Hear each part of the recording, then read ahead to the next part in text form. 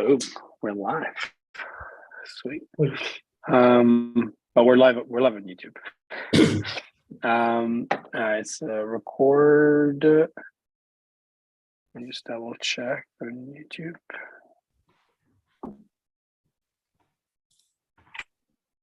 Okay, no thanks. All right, ready to go live? Let's go, man. It's here to help. Let's go. And I think we're live. Are we live? Yes, we're live. We're live. Welcome, everybody. It's always a bit of a slow start here. And we're also live on the YouTube channel. And in fact, let me just pull up the Platform Engineering Slack and pop it in there as well.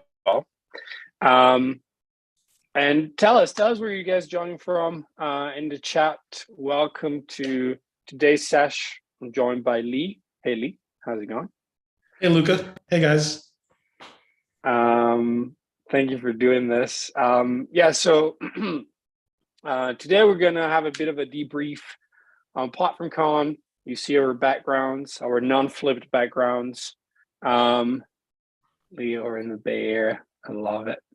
I'm actually joining from Spain, and if I removed my PlatformCon background, you'd see some dead animals hanging from the wall behind me. But we'll keep it to the PlatformCon branding. All right, we'll wait a couple more minutes for people to roll in. Hey, Lauren from Belgium. Hey, Ravi, San Diego. Oh, there you go. Another Californian in there. Let me just pop in this YouTube link in the Platform Engineering Slack. And if you guys are not in the Platform Engineering Slack, please go join. That's where all the PlatformCon action happened. But hopefully you were at PlatformCon and in the Slack. All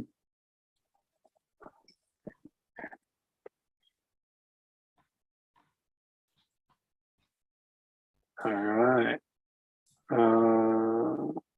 There you go. Boom.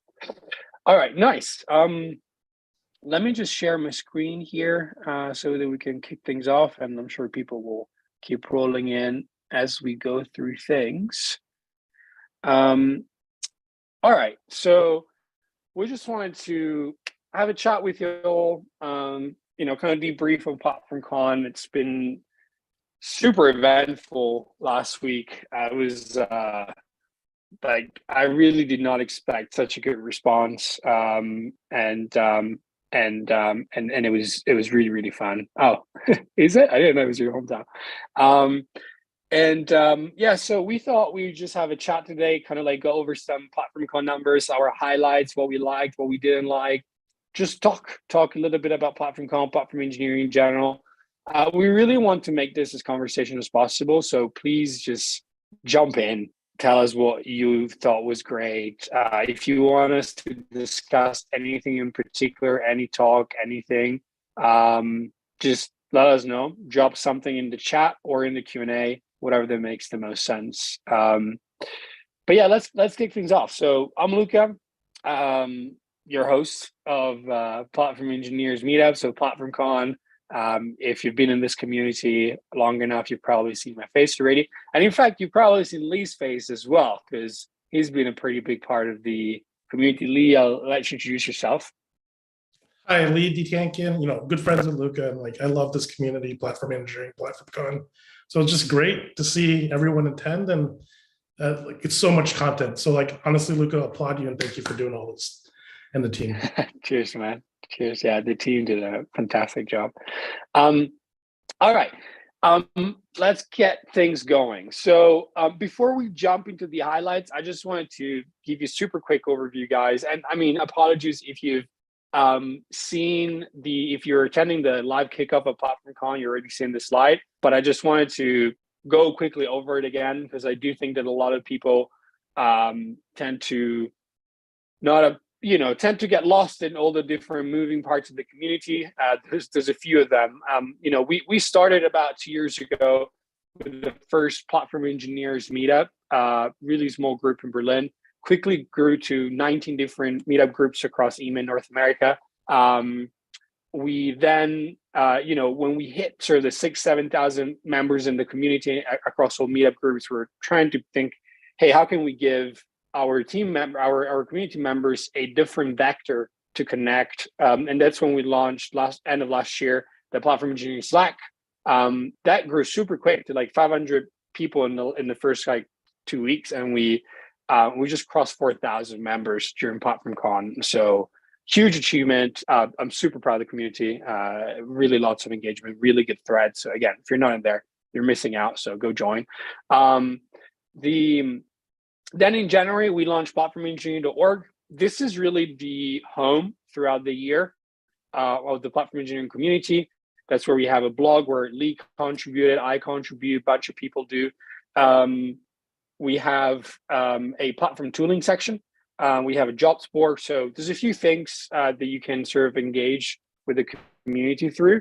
But especially, I'm really looking forward to all the tutorials work that we're going to do. So we're going to launch a tutorial section that's going to build on top of the platform tooling and actually give you like pragmatic reference implementations and how to guides on how to get started building a platform, either with open source tooling, vendors, and mix of both. So stay tuned. Hopefully in the next couple of months, we rolled it out. And I think that will provide a lot of value to the community. And then the last sort of addition, the last baby in the community has been PlatformCon. That really, we decided to fast track from the response to platformengineering.org, and was really, a celebration of the community, of the speaker network that we built throughout the last couple of years. And just looking at the numbers real quick. So we had 78 talks. As you know, they were all pre-recorded. So over 20 hours of recordings. Incredibly, I think most of the 78 talks were recorded on time, which I was really surprised. The official number of signups was 6,800, almost hit that 7K spot. And we had over 15 sponsors. So really great response for the first edition. And then here's a few nice numbers. We went from, I think, like 100 subscribers on the YouTube channel, on the Platform Engineers YouTube channel, which is where this is being streamed to live right now, to 1K, over 1K over the 2 days of conference. 6,000 plus views on the day one stream. At some point, I think we had over 300 concurrent viewers, which was amazing. And as I said, we hit the 4,000 members in Slack, and we had over 250 posts over the 2 days. So honestly, I'm still going through some of the threads, so go check them out. There were some really, really cool ones. Some that were really funny, some that were really going into the details of UI versus code-based platforms, super interesting stuff. And then we got a ton of traction on social, actually. So we had over 300 different people that have nothing to do with us that were posting about PlatformCon. So that was really good to see. All right, onto some of the fun moments. So Gregor Hope, he's author of now I'm blanking, but a really good platform book. And he gave one of the really I think actually his talk was the one with the most views. So if you haven't yet seen it, go check it out. It was really nice. Anyway, in his talk, at some point, he's sort of like he's giving this analogy of fruit. So do you want to sort of like build a platform as a fruit salad or as a fruit basket? I'm not going to get into the detail too much, but fruit salad basically means that you can have a higher control on the granularity of your services. Anyways, and so that just basically kick-started a whole fruit salad conversation on Slack, which I thought was absolutely hilarious. And then Gregor went on to just like drop little fruit salad references throughout the Slack. So If you go check it out, you'll find some. That was really fun. And then also we had some really fun pictures on Slack. I really enjoyed. I think so. The one on the left I thought was hilarious. And I stared at it for like 10 minutes, thinking it was an actual mattress, and I was just wondering how the hell is this thing floating? And then I figured out that it's like this like pool things.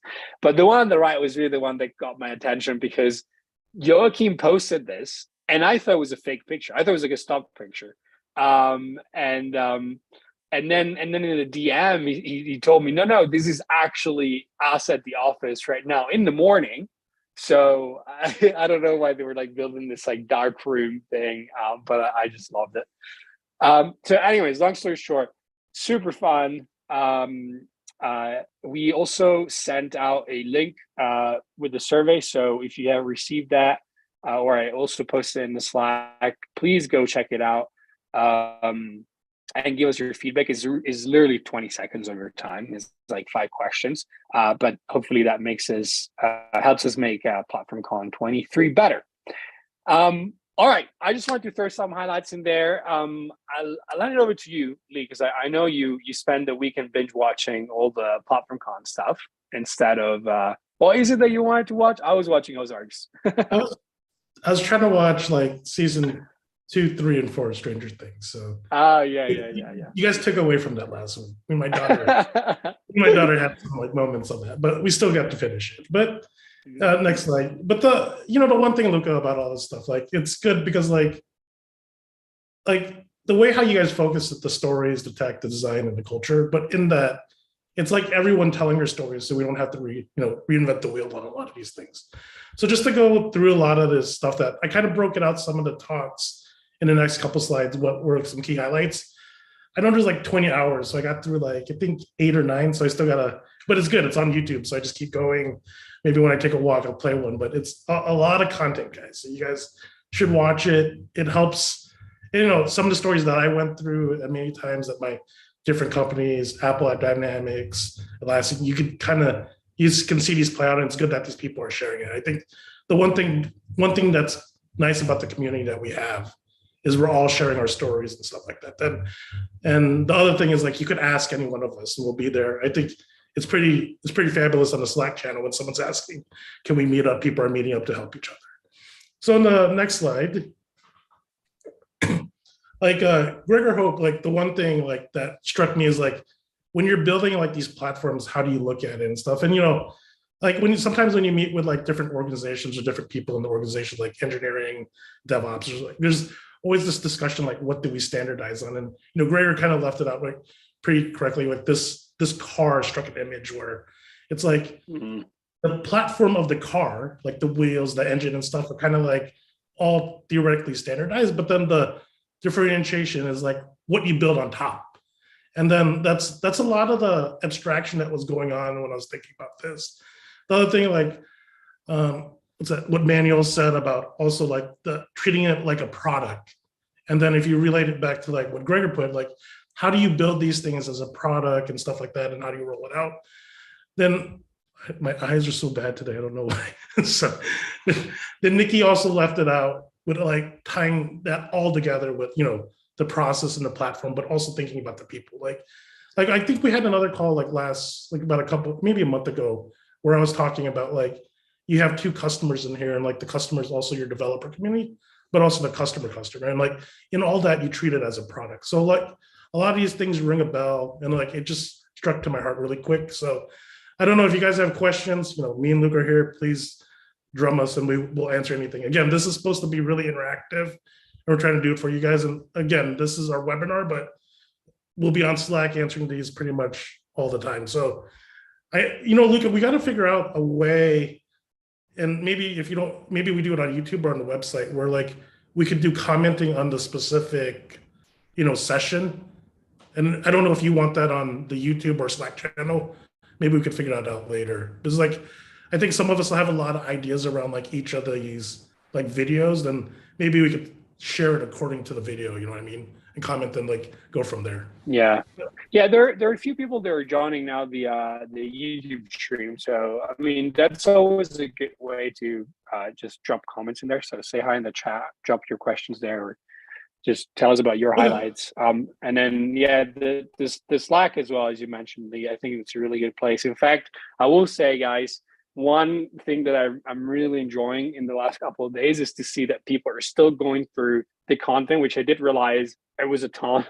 and you know, I think it was like a very optimistic when we sort of like kicked off the day one to have the Q&A right 2 hours later. People were like, well, I haven't watched enough yet to ask questions. So that was a good sort of like learning for us in terms of organizing and scheduling for next year. But so people are still going through the talks and they're actually asking questions and still tagging the speakers like 5 days later, which is awesome because all the speakers are in the Slack anyway. So I encourage you to do that. If you, I mean, you can tag me, you can tag Lee, but also all the speakers are hanging out in there. So that's still your chance. You know, if you've just watched Gregor Hope, if you've just watched Nikki, you know, she's in there. So drop her Really cool. questions. I have a bunch of questions, so I'm going to start tagging later today. So Nice. the other thing to look at that would be great too. You know, just guys in the YouTube versus like the website. You know, I started using YouTube first, but then I went through the website just to like get a lay of how everything is organized. Like, Luca, probably we should talk about like the different tracks, how you had everyone set up to go through. Mm-hmm. Remember, advanced, the beginner track, and stuff like that. So if Yep. people want to understand that, so. But again, it's back for us to improve. Yeah, and so yeah, just a quick note on that. So we had three, you know, journeys, and so it's a fundamentals, an advanced, and a management one. And by management is both kind of like your engineering manager, but also your product manager, and how do you, in general, think about managing the platform, rolling things out, and so on. Those three, Lee rightly pointed out, were not highlighted anywhere on the website. They're only build this playlist on the YouTube channel. So that's where you can see them. Next year, we'll try to build them into the actual PlatformCon website a little bit better. But if you want to go check those out, you know, you basically have different paths of consumption, right? You have there's three journeys there, and then you have the different tracks. So you know, this one's each one of these has day one and day two. So you can also check those out. Cool. Yeah, so like the next track that I kind of went through is I tried to go through each of the different ones like tech, design, stories, and culture. So this one's like kind of around like focused around tech. And like the reason why tech is I wanted to understand how like the different organizations were using like this new level of abstraction that everyone's going with. Like, you know, like the internal developer platforms, database abstraction, a lot about like Kubernetes, even just the simple like analytics. So like the ones that struck me that I was looking at, it's like the backstage, upbound, you know, Humanitech with Nils. Also some of the, I can never say this name. Is it Ivan or Avon? So I always call it Ivan. And just like, how do you use that together with, but there's a bunch of sessions around like tech. And then for me, it's like, I'm still trying to digest the content and figure out how to bring that into my organization or into my development teams and figure out how to do that. But the one thing about the tech thing was nice because then you go through to like the next section and they kind of leave it like, if you go to the next slide. So this is like my application. So I looked at the tech, then I looked at like, they had another section called design. And then there's all this content about how people can then design and like use these patterns within their organization and stuff like that. So that was good. And these are ones that like highlighted to me. Again, shout out to my boy Taylor. You know, we're good friends, so just want to give him that. Then like, you know, the big thing with Karina's like around when she was talking about Google that kind of struck hard is like, even when we're like working with thought workers and a lot of these things in the previous, it's like always start small and like get a lighthouse service that then you could start building up and working together. So that rings a bell. It's like the big thing in a lot of these things, you try to do like these big Uber platforms, but the one thing to build it up, you have to, you know, start small, get customers. It's like no different if you're running your own startup externally, right? You want to get your design customers, your first 10, then you want to get some of your first paying customers. But even as you apply that internally, the same like framework and principles will apply. And you want to build like, and at the end of the day, you want to build it to your customers, which is your developer at the end of the day. So a lot of these things is always works this way. And this is what I look at. Then guys, again, questions, drill us, please. We're here to help out the community with all this stuff. The next slide. Yeah. Also just drop your highlights if you just want to, if you want us to cover anything or talk about anything, just drop them in the chat. Yeah. Then the one thing that where it all kind of struck a bell is like, I don't know if you guys ever heard of like this GE story around crazy. How they tried to build like this IoT platform. But when Steve laid it out, it was like crazy how they did it and how they went about it. Like, and I guess it's just it reminds me of the understanding and seeing these stories, whether what the outcome was, it's good lessons to be learned. And that's where like my approach is like I took it from the tech, the design, then listen to the stories of like how everyone went through about implementing at their companies or scaling this out. It's just good feedback. And like I think that's the big thing. Like a lot of these things, it's like, can we all share the stories about like what we struggled with, what we did, and like, is there people that I could ask in the community, like, how did this work and this work? The one thing that always like resonated in my career and a lot of this stuff is, like what Karina said, and even what Zohar was saying, like, start small and like understand your customer, pivot, design, keep building for them. And like, if you're adding value to your organization that way, whether it's a development portal or whether it's like, observability or doing like Kubernetes, like you always have to understand, like a lot of values that were written here is always understand what your customer wants, then be able to change and reiterate and keep moving. So a lot of those times, like, that's why it's like fabulous with these stories. Then I think the last tie-in that like, I don't have a slide for this because I'm still going through like a lot of the culture. It's like a lot of the alignment around like when you build these things to your organization and then to the different teams in your organization. How did they get on board? How do they relate to it? Where could they provide feedback? How do you improve the platform off that feedback? How do you measure that? Those are like all these KPIs and sensors that you kind of want to feel as you running these things. So that's what I mean. There's hope when you build this as, if you're a startup trying to do this, like I'm thinking about this more as like you're an internal trying to like evangelize this with your organization. It's really important to like think about like the culture of your team. But the big thing is that you treat it as a product. And then if you treat it as a product, then you build the muscle. So like the one thing I used to always tell my team is like I'm not going to teach you how to be a better engineer or this. I'm going to teach you how to be like, my goal in life is if you stay in my group for 3 years, you start your own startup, you learn how to build a product. And like, if you carry that mentality all the time, whether you're building like a product, a startup, or a developer platform, or running like an observability service, those things at the end of the day will stick with you, and that framework can be reapplied on multiple places. And the one thing, like, it was kind of interesting because I was with like a lot of my friends last week that flew in from Germany. It's like, it's interesting because we had this debate around like this after like circa 2016, like it's like this golden age of development where you have like all this nice abstraction and you build any service. So like, it's kind of interesting, like where we are at today, and like what this conference resonated with me is like the abstraction, platform as product, and culture is like, it's like the one things I'm seeing. Again, I'll see a lot more as I go through this. But again, guys, like I think this is the experience I had. Then I hope you guys saw the same thing. Again, I think I only went through like 6 to 8 hours of content. We still got like 20 more, so it may change again. But great job. The platform engineering and PlatformCon team. This was fabulously done for the first one and kicked off. So hey, thanks Luca and team again for all this. Cheers, man. Appreciate it. Yeah. So on that, and again, guys, just drop your questions in the chat or on the YouTube stream chat as well. That's something that we've started experimenting since the live kickoffs. But we're gonna keep doing them. And in fact, I think we're gonna slowly move everything over there. So yeah, teach us how to use it. But one thing that you mentioned that I thought was a recurring theme in the conversations as well in the Slack channel is the abstraction, right? So like, how do you pick the right level of abstraction? I thought that was a super interesting conversation. There was this very long thread with Daniel Bryan from Ambassador Labs, shout out, and a few other people were jumping in there. But I thought it was really interesting because people were discussing, hey, should you think when you build your developer workflow for your platform, should that be, fully code based? Is it okay to have a UI or some other, interface, a CLI, for them to operate throughout? Do they feel too abstracted away if you just give them a UI and you don't give them multiple ways of interacting with their infrastructure and their configurations management?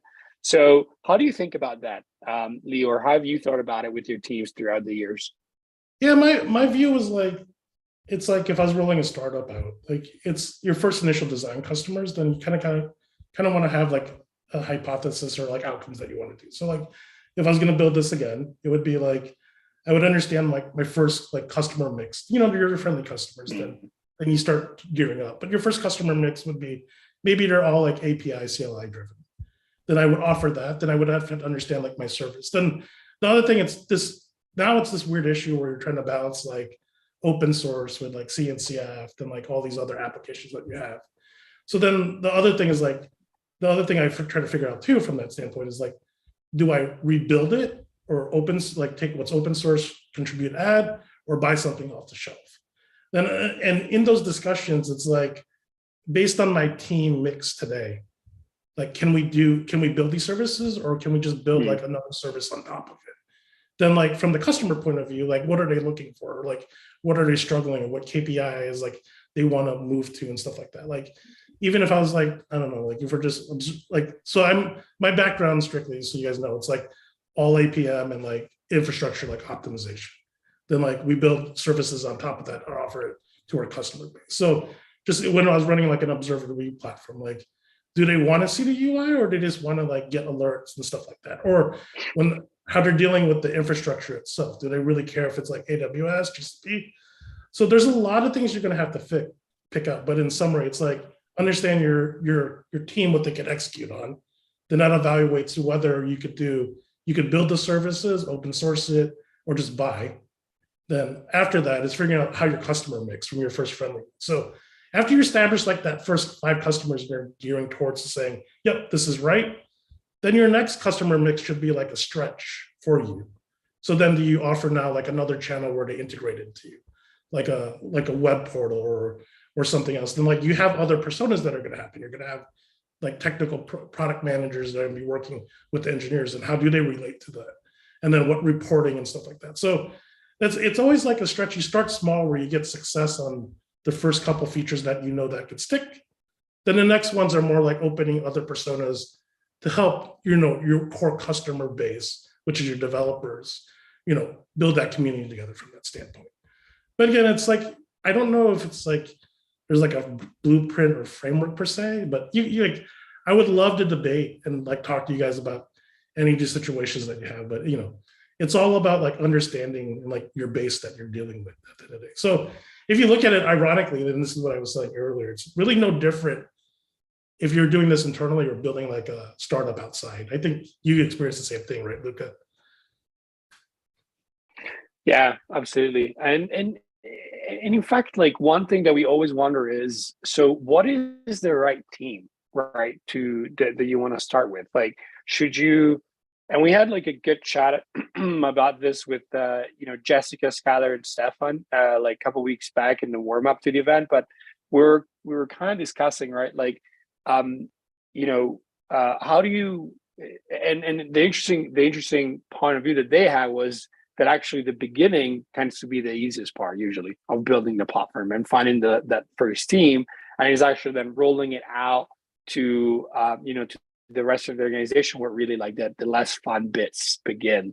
But I'm curious, how do you pick that first team, right? Is it sort of like on a sophistication level, you try to go for your most advanced teams within the organization, and then you use those as a lighthouse to roll out to the other ones, or how do you think about it?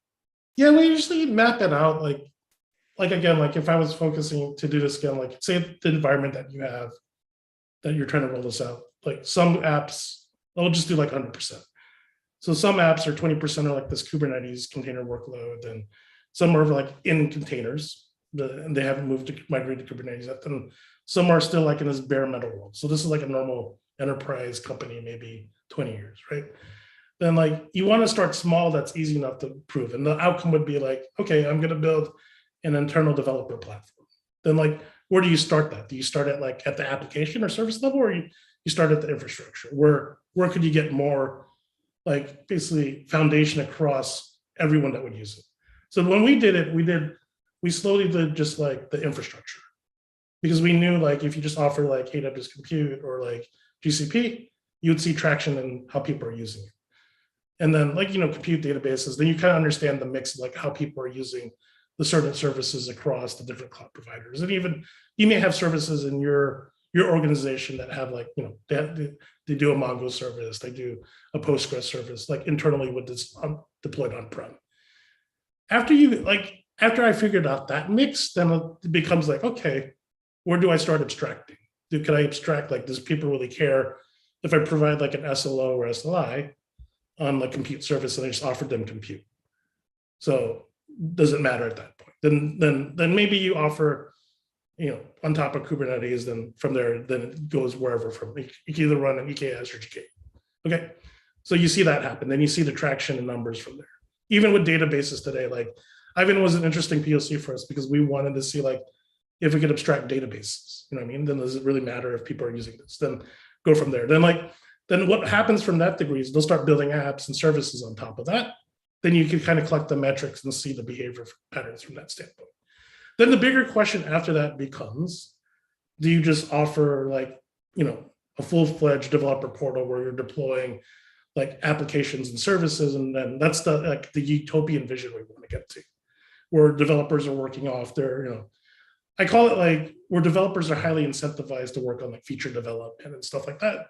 Then all the other support is concentrated on making the platform then so much better, right? So they'll offer new, like Safe Sneak just rolled out. They'll offer Sneak into the platform, and then the feature developers are absorbing that into their code. That's like the utopian vision. It's kind of hard because like when you go through this, it's like you have to look at enough data to understand where the trends and directions are going. Then from there, it's the question like, where do we want to guide and support the organization to move X? Are we trying to build up more features? Are we staying stabilized? Are we trying to scale out? Like, I think today, right now, it's like a lot about like, optimization, efficiency, because like cloud builds are going up. So like, or even migrating services to the cloud or to and fro different clouds. Like, those are like the complexities that you're dealing with now. It's like, how do you absorb all that features back into the platform? Yeah. I don't know if I answered. Yeah, absolutely. No, you did. No, it's super interesting. And so you mentioned earlier, that you're coming at this from the APM world, right? I'm curious because that's something that I'm trying to like ask everybody and gather the different journeys. But like, how did you get into like from there? How did you see evolve this whole like platform engineering movement? Like, where did you see it coming from first? From what angle? I mean, like, why does it even matter? Like, why do you think it's important, right? Because clearly, when we started this community a year ago or something, it was us and a bunch of other like platform practitioners, nerds, and we didn't expect it to hit such a nerve as it did. And obviously, like PlatformCon is just the latest sort of proof of that. But you can see how really it's hitting something with people, right? So I'm just curious, like, what's your journey with platform engineering, and when did you realize like, oh shit, I should pay attention to this? Yeah, like it was kind of ironic because like I was thinking about when you made this platform engineering, like the whole platform engineering community, then we did PlatformCon, but like how was my journey towards it? So like we were back, like I think this is like 2013 to 2016ish when I was there. So we're at the online store. Then my friend Matt, he ran like the platform engineering team. So I ran like most of the infrastructure and stuff like that. So what happened is like we reorged into there. Then like we combined, like he was platform engineering, but it's kind of ironic because like it was like an umbrella that included like release management, DevOps, SRE, then infrastructure. then the one thing that, he was fabulous. So the one thing that he taught it, like what I learned through there is like, we used to offer like services first, just like, normal like MQ and stuff like that.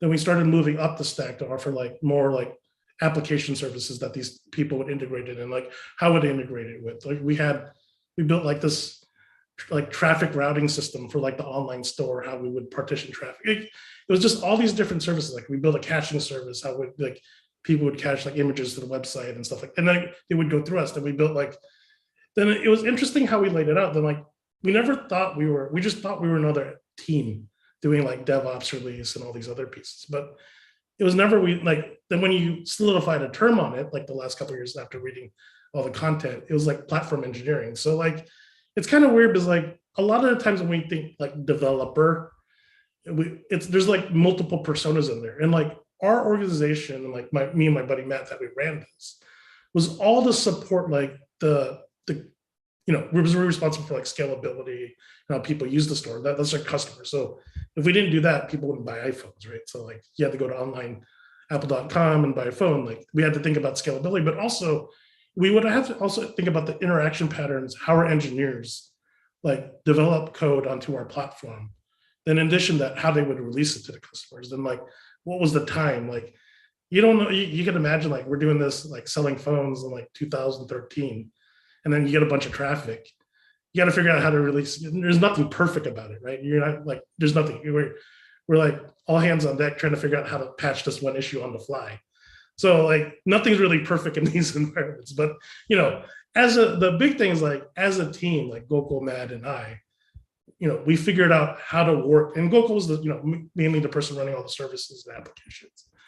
We figured out like a really good way to build a culture that we built this out. Then the interesting part of all this at the end of the day was like when you started building a platform engineering PlatformCon, it was pretty amazing because it kind of relates to how I did it in my career. Then, we did the same thing twice at like different companies and stuff like that, but the same frameworks. Then we just learned different lessons of what we learned in the past to keep adding to it. From like app dynamics, when we built like a whole new like CI/CD, like I think the goal was theirs to like rip out a monolith and make it into a microservice.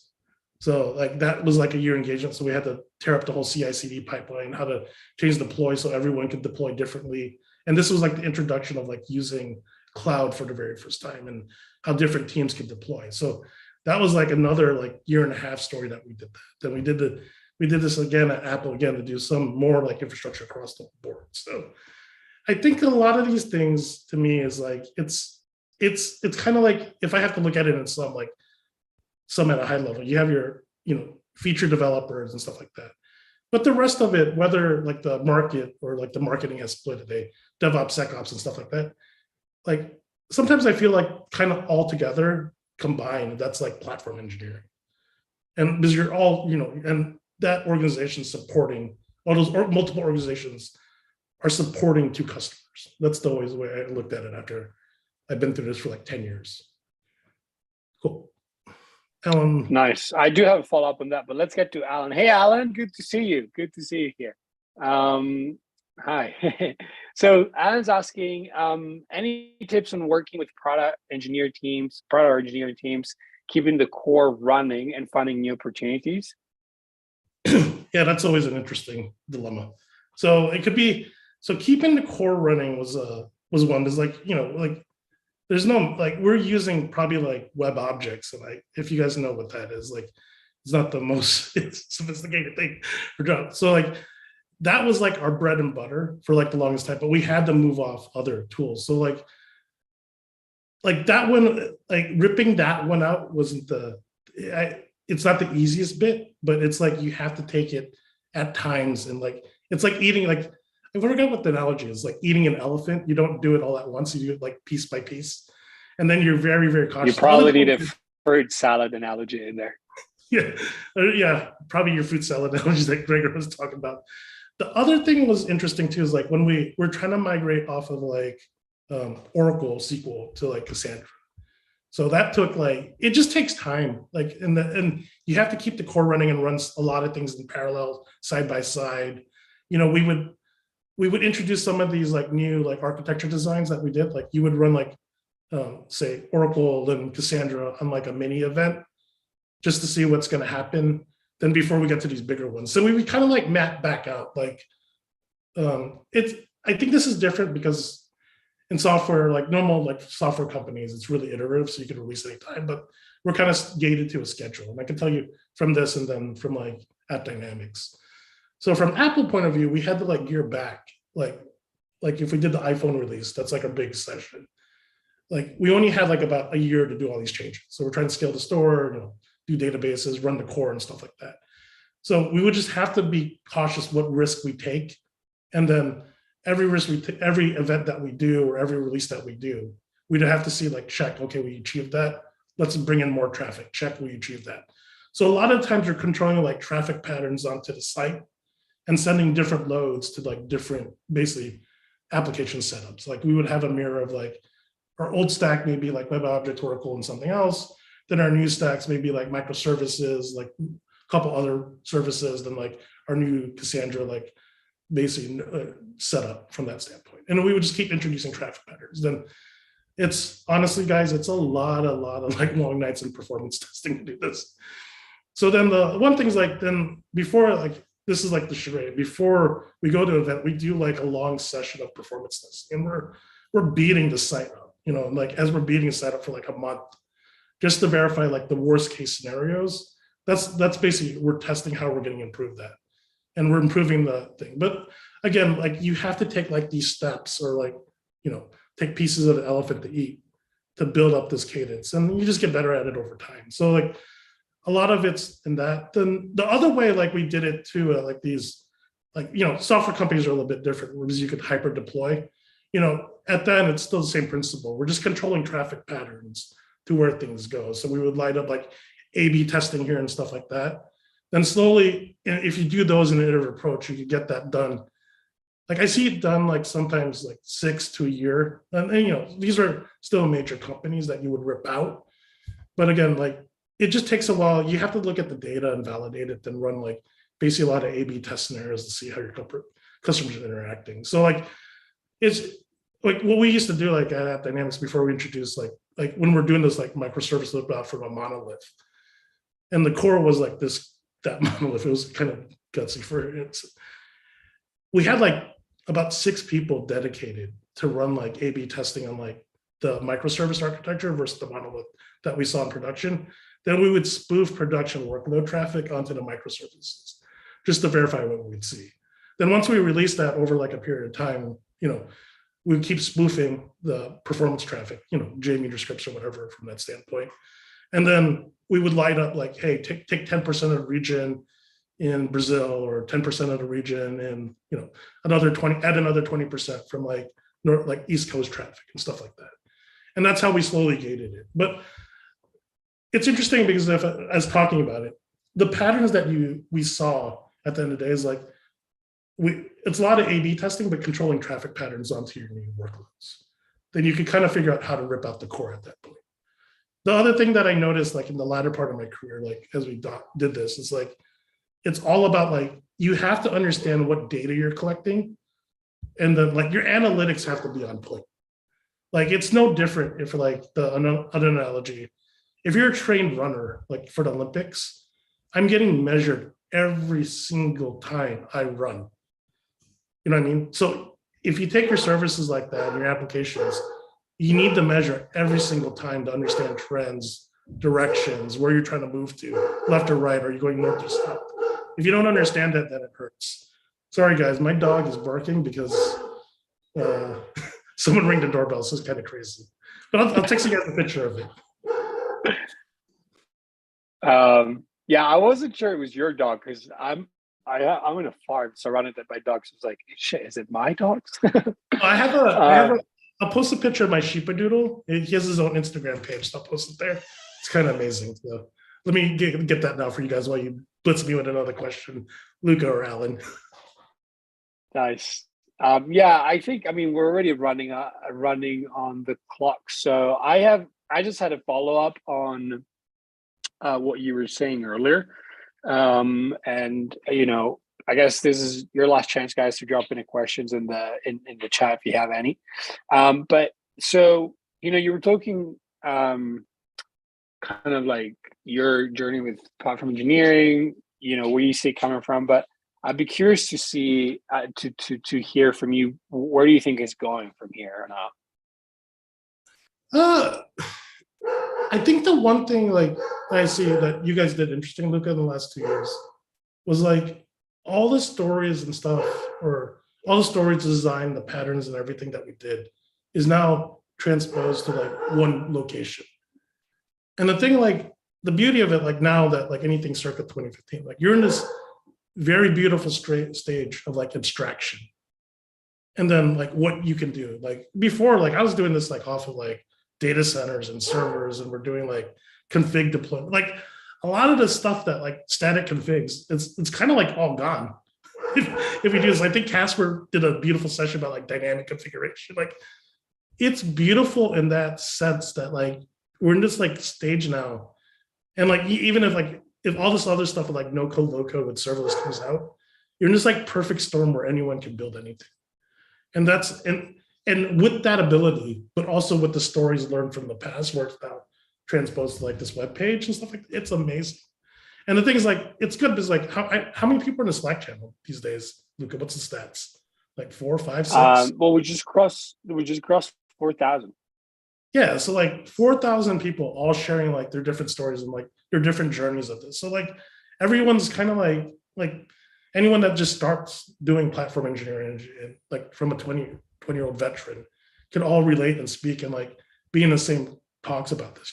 We talked about with Alan about this too. Like it's amazing that we're all here. And I think the big thing like that I would love, Luca, like with this community is like we figure out how to meet up. I know like we can't do it like with COVID and stuff, but even online, virtually, or even in sessions where people are comfortable, that we all meet up together and like talk about these things. Because what's going to happen is like we have the ability to act.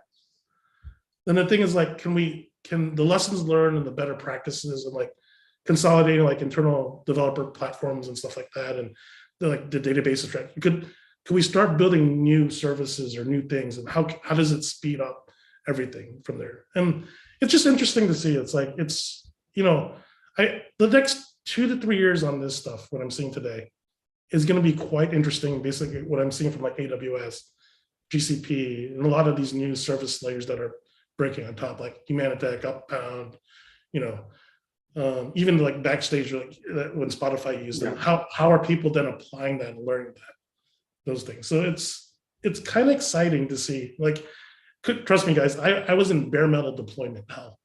So Yeah. so in this place, I would take this any day. Nice. I totally agree with you. I really want to, we started this whole platform engineering community during COVID. So it's been basically 99% virtual. We did host, you were hosting the roundtable in San Francisco last week. We did a couple of things in person, but I am super keen to, start moving, like really have more of a hybrid. And you and I are playing around with a little fun idea. So no spoilers yet, but there might be something coming. Maybe a KubeCon Detroit. That's a little spoiler. Yeah, if you do something like, dude, it'd be pretty amazing. Like if you do something like KubeCon, the biggest, we all know, guys, the conference after that is reInvent. Like it'd be just great. I'm going to be there. Hopefully, knock on wood, if nothing happens, but I'll be there, and like we could chat, we could drink, we could hang out and stuff like that, and talk about all these crazy stories. I was giving you like a touch of these stories, but because it's recorded, so I could tell you in person what's really good. Stuff like that. But yeah, it would be great to catch up with everyone at KubeCon. And all those Apple stories down stories that we can't say. No, awesome. Yeah, I think we can wrap it up here. Thank you everyone for hanging out with us for the last hour. You know where to find us. I really encourage you. I'll keep watching the rest of the content the coming days. Do the same. Drop your questions into Slack, and hopefully we'll see you in person not too far away from today. Cool. Take care, guys. Take care, Luca.